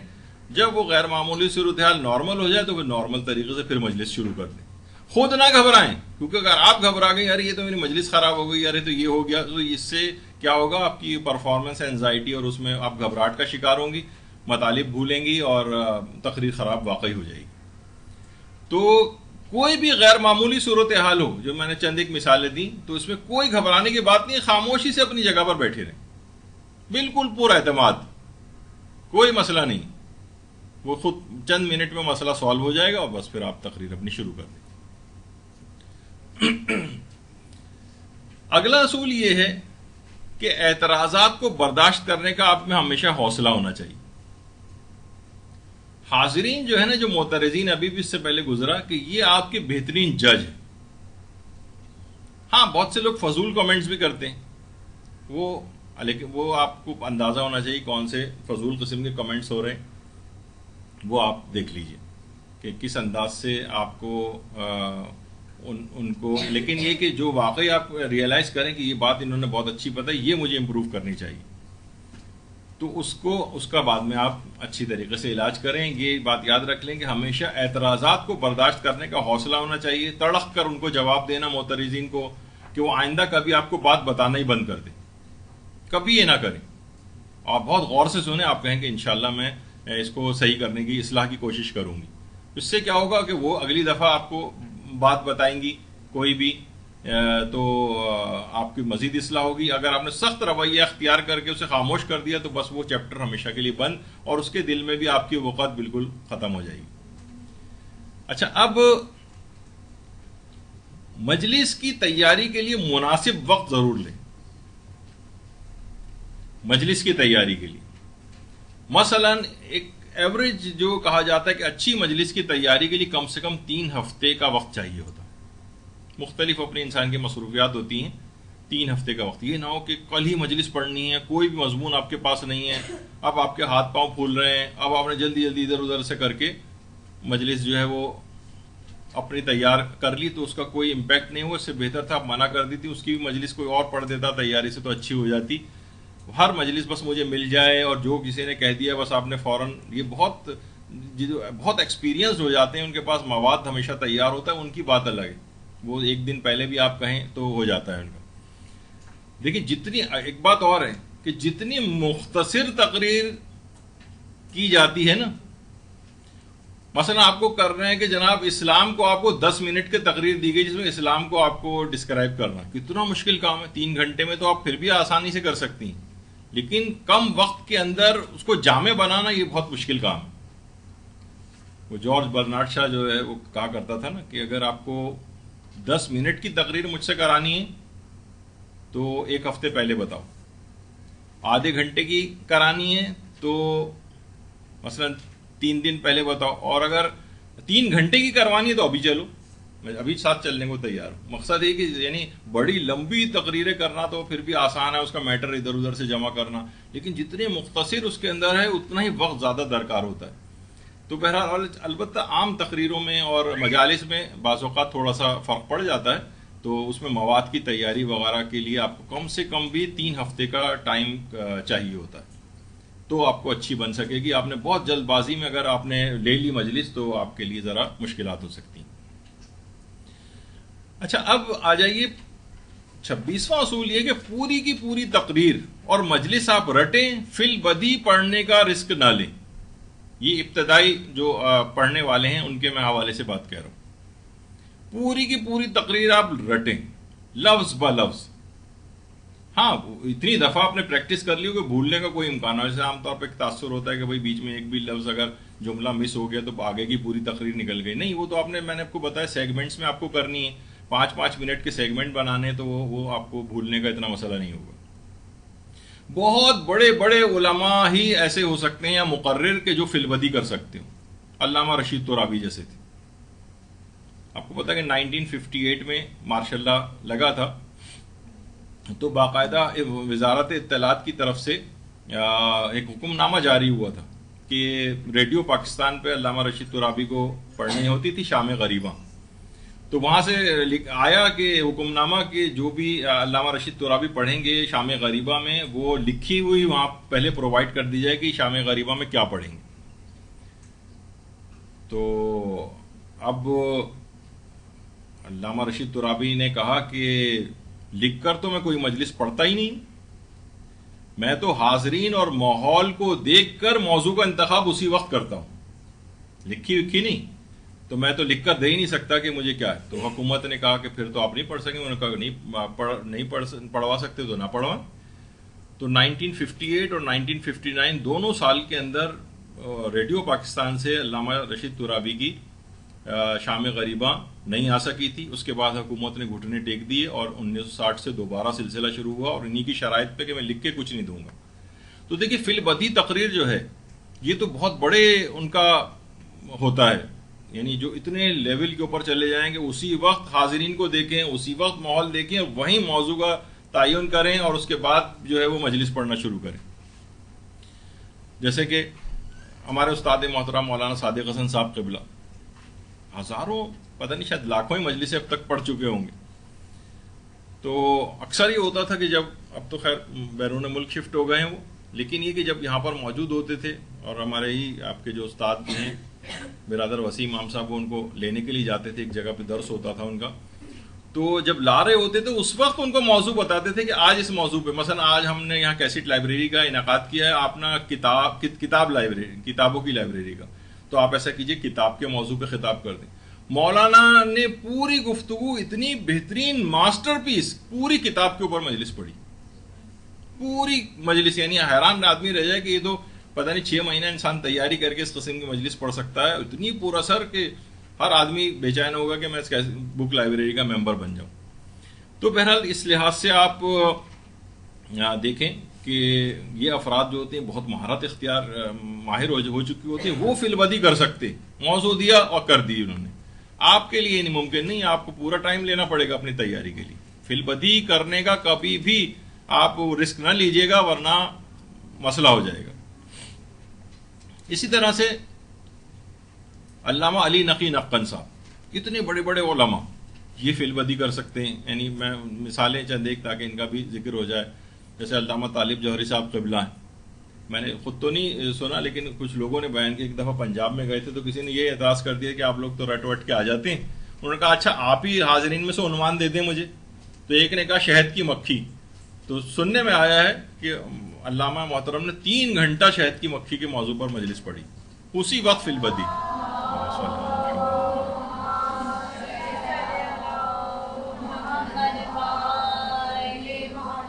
تو عام لوگوں کے لحاظ سے تو بالکل ممکن نہیں ہے فی البدی پڑھ سکے. وہ بہت علم چاہیے، بڑا تجربہ چاہیے، بہت مہارت چاہیے، اتنا ایکسپیرینس ہو چکا ہوتا ہے تب اس مقام پہ انسان پہنچتا ہے. ان کی دیکھا دیکھی وہ والی پریکٹس نہ کیجیے گا جو میں نے راوی میں چھلانگ لگانے کی سیلابی ریلے کی پچھلی دفعہ مثال دی تھی کہ وہ یہ مشق ستم بنانے کا وہ میدان نہیں ہے، یہ اپنی صلاحیتوں کو پریزنٹ کرنے کی جگہ ہے. یہ نہیں کہ بس آپ ایسی ممبر کے اوپر آ جائیں. اچھا اگلا پوائنٹ یہ ہے کہ کوشش کریں کہ آپ کا لہجہ زیادہ تر نرم ہو. بہت زیادہ گرجنا برسنا تقریر کے اندر کہا جاتا ہے نا کہ دیکھیے پھول ہمیشہ بارش جو ہلکی ہلکی بارش ہوتی ہے اس سے پھول پیدا ہوتے ہیں. بادلوں کے گرجنے سے کبھی پھول پیدا نہیں ہوتے. دیکھا جائے بادل میں کتنی گرج کیسی چنگھاڑ آ رہی ہے لیکن کوئی پھول نہیں کھلے گا. پھول کھلیں گے بارش کے برسنے سے، ہلکے ہلکے طریقے سے جو بارش اس انداز سے ہوتی. تو کوشش کریں کہ سادہ الفاظ ہوں اور قرآن کے اندر بھی باقاعدہ جو پیغمبر کی اپنی حدیث مبارکہ بھی ہے کہ ہم انبیاء کو باقاعدہ لوگوں کے عقول کے مطابق گفتگو کرنے کا حکم دیا گیا. اب وہ انبیاء اگر اپنی عقل کے مطابق گفتگو شروع کر دیں تو کوشش کریں کہ لوگ اصل میں نا نرم لہجے کو پسند کرتے ہیں. تو نرم لہجے ہی کے اندر آپ کی زیادہ تر اتار چڑھاؤ ہونا چاہیے. کوئی اہم بات ہو تو لہجہ بلند ہو جائے لیکن پوری تقریر اگر کوئی اینالائز کرے تو کہے گا یہ نرم لہجے کی خاتون ہیں جنہوں نے تقریر کی. اس سے آپ بھی کم ہلکان ہوں گی اور نہ کیا ہوتا ہے کہ گلے بیٹھ جاتے ہیں، آوازیں بیٹھ جاتی ہیں، اگلی تقریروں کے بھی قابل نہیں رہ پاتی. چند ایک تقریروں میں ہی اپنا گلے کو پورا خراب کر لیتی ہیں. تو یہ نہیں ہونا چاہیے. کوشش یہ کریں کہ جتنی کم عمری میں ذاکری شروع کر سکیں. اس لحاظ سے تو یقیناً ساری خواتین ہی اپنے آپ کو اسی کیٹیگری میں رکھیں گی کہ ابھی تو ہماری کم عمری ہے تو ظاہر ہے کہ ہمیں فوراً تقریر شروع کر دینی چاہیے. لیکن جو بھی عمر ہو اس میں تقریر سیکھی جا سکتی ہے، لیکن جتنی کم عمری میں شروع کر دیں، جتنی بچپنے سے شروع کر دیں. مثلا آپ دیکھتی ہیں نا کہ عام طور پر جو بڑے بڑے ڈیبیٹر بعد میں ہوتے ہیں ان کی جب آپ انٹرویوز آپ پڑھیں تو پتہ چلے گا اسکول لیول سے ڈیبیٹس میں حصہ لیتے تھے. ان میں اعتماد، صلاحیت یہ سب ہو جاتی ہے. لیکن اگر کوئی ایسا ہو کہ جناب بچپن سے، اب جیسے علامہ رشید ترابی، یہ تو خیر جوانی کی ہے، کہا جاتا ہے کہ 10 سال کی عمر سے مجلس علامہ رشید ترابی نے پڑھنا شروع کر دی تھی اور جب 16 سال کے ہوئے تھے تو باقاعدہ موضوعات پر تقریر شروع کر دی تھی. موضوعات پر پوری مجلسیں، یعنی یہ ٹاپک ہے، یہ مضمون ہے. 10 سال کی عمر سے تو پڑھنی شروع کی تھی اور 16 سال میں بالکل ماہر کے طور پر پڑھنا شروع کر دی تھی. اور اس کے بعد تو خیر جوانی کا جو دور ان کا ہوا, سردار عبدالرب نشتر ہیں قائد اعظم وغیرہ کے ساتھ, علامہ رشید ترابی بیٹھے ہوئے ہیں, اور اب ان کے کتنے حد تک ایک ہم نے ایک تقلید کے موضوع پر بھی ان کا ایک نادر و نایاب وہ ہے تقریر, وہ ہم نے باقاعدہ اپنے مدرسے کے چینل سے جو ہے وہ اس کو آپ جا کے ڈھونڈیے گا تو ان تقلید کا عنوان جو انہوں نے علامہ رشید ترابی نے بیان کیا. تو ماشاءاللہ وہ تو ایک جتنی کم عمری سے اس میں لوگ آئیں گے اتنا ہی زیادہ بہتر ہوگا. جیسے کہا جاتا ہے نا, جب مولانا کمیل مہدوی صاحب یہاں تشریف لائے تھے تو وہ کہہ رہے ہیں 5 سال کی عمر سے مجلس سے پڑھ رہا ہوں. والد نے ان کے جو خود عالم دین ہیں قابل احترام, انہوں نے 5 سال کی عمر سے, تو ظاہر ہے کہ اس کے بعد پھر وہ آپ تو ابھی کا نتیجہ دیکھ رہے ہوتے ہیں نا کہ یہ اتنی اچھی مجلس پڑھنے والا ہے, اس کے پیچھے ان کی اتنے سالوں کی محنت ہوتی, بچپن سے محنت کرتے ہوئے آ رہے ہوتے ہیں, تو وہ پھر آپ ان کو ممبر پہ اس انداز سے دیکھتے ہیں. تو کوشش یہ کریں کہ جتنی بھی جلد اس میں ہو سکے. ہاں البتہ یہ ضرور ہے کہ دیکھیے جتنی جلدی پڑھیں گے اس سے فائدہ کیا ہوگا کہ آپ کی نا جھجک ختم ہوتی چلی جائے گی. جھجک ایک ہوتا ہے نا کہ گھبراہٹ ہونا, اور یہ سب کچھ جتنی جلدی عمر سے شروع کرتے ہیں اتنی جلدی جھجک ختم ہو جاتی, یہ فائدہ اس میں ہوتا ہے. ہاں البتہ یہ ضروری نہیں ہے کہ جیسے کہا جاتا ہے نا کہ عمر کی کوئی اس میں شرط نہیں, کسی بھی عمر میں انسان چاہے تو صلاحیت حاصل کر کے خطیب یا خطیبہ بن سکتا. مثلا مثال دوں اس کی, میں نے ان سے پرمیشن بھی لے لی تھی یہ بات کہنے کی. مثلا آپ کے استاد ہیں سر وسیم امام صاحب قبلہ, 50 سال کی عمر کے بعد مثلا تقریر کرنی شروع کی. ویسے ایسی تقریر تو اکثر گفتگو تقریر والی ان کی ہوتی تھی, یعنی نارمل بھی گفتگو کرتے ہیں تو ایک تقریر والا انداز ان کا تھا. تو لوگوں نے مجبور کیا کہ آپ باقاعدہ کیوں نہیں شروع کر دیتے. تو باقاعدہ آپ دیکھیں ماشاءاللہ کتنے اچھے ان کے اخلاقی دروس ہوتے ہیں. مسجد خیر اللہ ملنچولی میں بھی دروس بھی ہوتے ہیں, کئی مجلسیں بھی پڑھی ہیں. تو کیا ہے کہ ایک 50 سال کی عمر گزر گئی, اس کے لوگ سوچتے ہیں بھائی اب ہم کیا اس عمر کے اندر تقریر کرنا سیکھیں گے. نہیں, ابھی بھی سیکھ سکتے ہیں, بس محنت کریں, کوشش کریں, اور بس. کیونکہ یہ ایسی چیز ہے تقریر یا خطیب بننا کہ یہ سیکھا جا سکتا ہے. دیکھیے گلوکاری سیکھنے سے نہیں آتا. بہت سا بے سورا کوئی آدمی ہو اور وہ نا کہے کہ میں نا 2 سال کا کورس کر کے گانا مجھے آ جائے, نہیں آئے گا, نہیں آ سکتا اس کو. ہاں تقریر کا فن آ سکتا ہے کہ چند مہینے سال لگا لیے جائیں تو کوئی بھی شخص تقریر اچھی کرنا سیکھ سکتا ہے, مجلس اچھی پڑھنا سیکھ سکتا ہے. یہ بائی برتھ یا جو بورن آرٹسٹ ہوتے ہیں بہت سے شعبوں کے اندر, اس میں پیدائشی طور پر ہوتا ہے. پھر اگرچہ اس میں ریفائنمنٹ آتی جاتی ہے ان کی وقت کے ساتھ ساتھ, لیکن کسی شخص کو جیسے میں نے کہا کہ گلوکار نہیں بنا سکتے کہ کوئی بالکل بے سورا اور وہ 2 سال کی ٹریننگ کے بعد وہ بہترین گانا گانے والا شمار ہو جائے, ایسا نہیں ہوتا. یہ بہت اچھی اتنی مثال نہیں ہو تو ایسی حرام چیز ہے. تو یہ سب چیزیں ہیں اس انداز سے. تو اس میں عمر کی کوئی قید اور شرط نہیں. اور کوشش یہ کریں کہ خطیب اپنی علمی استعداد کو مسلسل بڑھاتا جائے.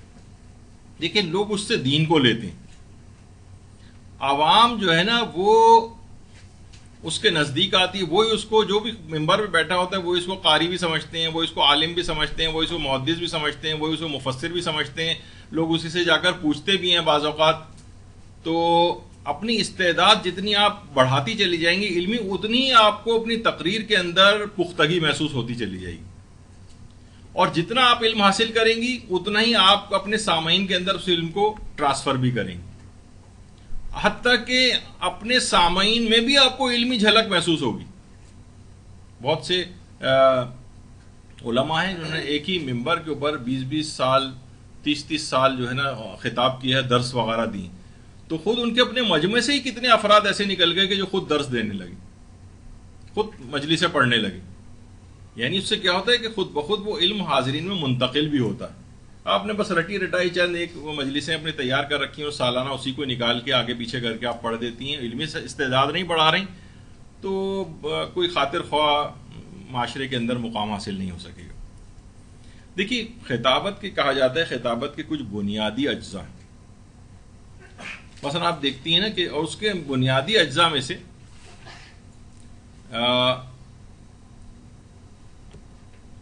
پہلا جو چیز ہے وہ دین کی دعوت لوگوں کو دی جائے، دین پر عمل کی دعوت دینا، یہ لازمی آپ کے اس کے اندر ہونا چاہیے۔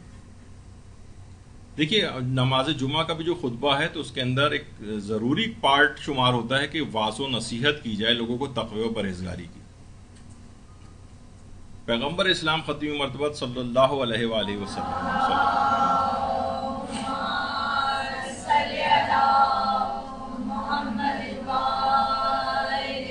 فرماتے ہیں کہ پیغمبر اسلام اس طرح سے خطاب کرتے تھے کہ وجلت منہ القلوب وزرفت منہ العیون، کہ جس سے دل کانپ اٹھتے تھے اور آنکھیں آنسوؤں سے بھر جاتی تھیں۔ ظاہر ایک تو پیغمبر کی خیر اپنی شان وہ ایک الگ ہے، ان کا اثر ان کی بات کا، لیکن اصل خطیب ایسا ہی ہونا چاہیے کہ لوگوں کو، کچھ علماء ایسے گزرے ہیں ہمارے جو لوگوں کو ان کی اپنی حالت پر رلا دیا کرتے تھے، اپنی حالت پر۔ آغا اشتہاردی ان کا قوم میں درس اخلاق ہوتا تھا، اکثر یہ ہوتا تھا کہ وہ ممبر پر آ کر بیٹھتے تھے، رونا شروع کرتے تھے، پورا حاضرین اور مجمع بھی جو ان کے ساتھ رونا شروع کر دیتا تھا، یہاں تک کہ رونے پر ہی مجلس ختم ہو جاتی تھی، بس لوگ ان کو دیکھ کر روتے تھے۔ وہ خیر مقدس شخصیت بھی بہت زیادہ تھے، تو لوگوں کو ان کے اپنے حال، دیکھیے فضائل پہ آپ کی آنکھوں میں آنسو آ سکتے ہیں، مصائب اہل بیت پہ آ سکتے ہیں، اپنی حالت زار پر رلا دینا کتنا بڑا کام تھا۔ تو بہرحال جو ایسے کمال حاصل کرے گا، تو بہرحال جو بھی خطابت ہے اس کے بنیادی اجزاء میں دین پر عمل کی دعوت، یہ پہلی چیز ضروری آپ کی اس میں ہونی چاہیے۔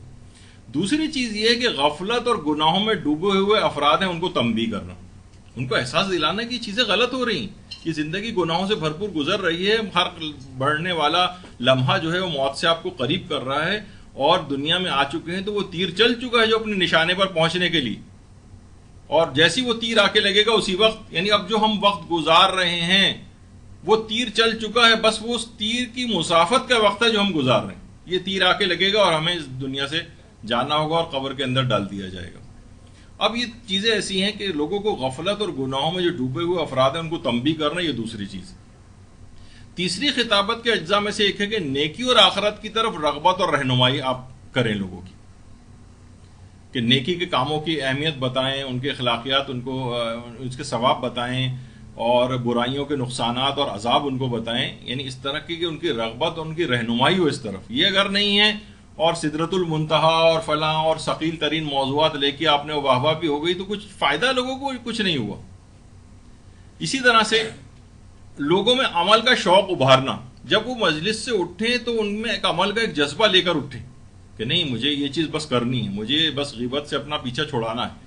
یہ جب تک جذبہ آپ نے اپنے خطبے خطاب کے اندر پیدا نہیں کیا تب تک نہیں سمجھا جائے گا کہ اتنی زیادہ آپ نے اپنی مجلس، جو کہ ظاہر ہے کہ مصائب تو ثواب تو اس میں مل جائے گا تعزیت کا آپ کو، اور اس کا اصل حقیقی مقصد بھی یہی ہے کہ ظاہر ہے کہ لوگ پرسہ پیش کرنے کے لیے یہاں پر آئے ہیں، لیکن جب اتنی بڑی اور گفتگو ہو رہی ہے تو اس میں دین کا پیغام جو پہنچے تو اس میں عمل کا شوق ابھارنا یہ بھی آپ کی ذمہ داریوں میں سے ایک ہے۔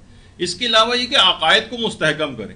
اس وقت میں دیکھ رہا ہوں کہ اخلاقیات کے اعتبار سے تو پہلے یہ ہوتا تھا کہ جب بھی ایام عزا آتے تھے تو ہمیں غیر شیعہ افراد کے اعتراضات کے جوابات دینے پڑتے تھے۔ اب سارا وقت جتنا بھی ہوتا ہے وہ صرف شیعوں میں جو اعتراضات اٹھ رہے ہیں ان کے جوابات دینے پر خرچ ہو جاتا ہے، اور اس میں کیا ہے اعتقادی شبہات جو ہیں وہ بہت زیادہ اٹھ رہے ہیں۔ تو لوگوں کا صرف یہ نہیں کہ آپ کہیں بس صرف وہی آپ پردہ غیبت صرف اس حد تک رہیں، وہ بھی اپنی جگہ پر ہے، لیکن آپ نا عقائد کو بھی مستحکم کرنا، عقائد لوگوں کے اندر راسخ ہونا، اس کے دلائل ان کو مہیا کرنا کہ لوگ کسی بھی انحراف کا شکار نہ ہو عقائد کے اعتبار سے۔ یہ بہت شبہات آج کل اٹھ رہے ہیں، تو آپ کو خود بھی مضبوط ہونا ہے اور دوسروں کو بھی مضبوط کرنا ہے۔ ساتویں چیز یہ کہ عقائد کے اثرات سے لوگوں کو آپ آگاہ کریں کہ بھائی دیکھیے اگر کوئی شخص مثلا نبوت کو مانتا ہے، امامت کو مانتا ہے، تو ایسے ماننے کا کیا اثر ہے کہ وہ ان کی کسی بات پر ہی عمل نہیں کرتا ہے۔ مثلا کوئی کہے کہ جناب مجھے معلوم ہے کہ آگ جلاتی، تو جب آگ جلاتی ہے تو یہ آپ ایسے کام سارے کیوں کر رہے ہیں؟ اس کا نتیجہ یہی ہے کہ ان کاموں کا کہ آپ کو جہنم کا عذاب بھگتنا پڑے گا۔ لوگوں کو اس بات کا احساس دلائیں۔ اثرات یہ ہیں کہ یعنی اب کیا ہوا، قیامت کا جو عقیدہ ہے آپ کا، اس کا لازمی نتیجہ یہ نکلنا چاہیے کہ گناہ آپ سے چھوٹنے چاہیے، ورنہ اس عقیدے کا کوئی فائدہ نہیں۔ جیسے کہا جاتا ہے نا کہ ایک کوئی लड़का हो और अपने बाप की हुक्म उदूली मुसलसल कर रहा हो और वैसे जुबानी तौर पे कहते रहे अब्बा जी आपका मैं बड़ा एहतराम करता हूं, तो अब्बा जी कहेंगे कि कब तुझे अपने बाप का जो है एहतराम है, तू बात तो एक मेरी मानता नहीं कि, तो ये अल्फाज बाप कभी कबूल नहीं करेगा।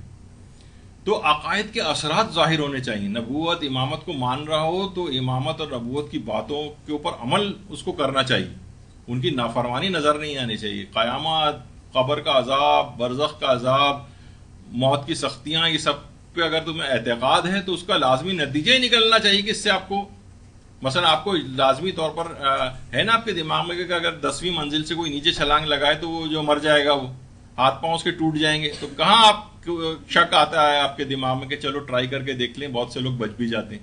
नहीं होता ना कभी, यानी आपको उसका तो पक्का यकीन है, लेकिन इसका मतलब यह है कि अकायद आपके इतने पक्के नहीं है, वरना उसके असरात यकीनन आपके अंदर आने चाहिए थे।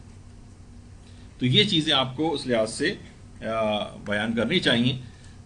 तो अगरचे अभी भी मेरे एतबार से तो मैं देखता हूँ आपकी जो इंतज़ामिया उससे बात करके कि क्या ऐसा मुमकिन है कि कोई एक दर्स और ऐसा हो सके, क्योंकि बहुत ही अहम तरीन पॉइंट्स ऐसे हैं कि जो कि आपको बताने अभी बाकी रह गए हैं। और ये ज़ाहिर है आप लोग यही यहाँ पर सीखने के लिए आई हैं, क्योंकि प्रैक्टिस तो आप खुद लोग करती जाएंगे, लेकिन आपके सामने एक चेक लिस्ट होनी चाहिए कि कौन सी चीज़ मैं पैदा करूँ, किस चीज़ से अपने आप को बचाऊँ। तो क्योंकि अगला दर्स जो है बहुत ही अहम है, मौलाना अली मुर्तज़ा अज़ीज़ साहब क़िबला तशरीफ़ ला रहे होंगे, वो दर्स लेंगे अब आपका दूसरा, तो वो बहुत अहम है। इस वजह से मैं इसको अपने टाइम पर ही गुफ्तगू ख़त्म कर रहा हूँ। इंशाअल्लाह कोशिश करेंगे एक नशिस्त इस पर और हो जाए ताकि ये मौजू पूरा अच्छी तरीके से मुकम्मल हो जाए। तो वसल्लल्लाहु अला मुहम्मदिन व आलिहि त्वय्यबीन अत्ताहिरीन। दुरूद भेजिए।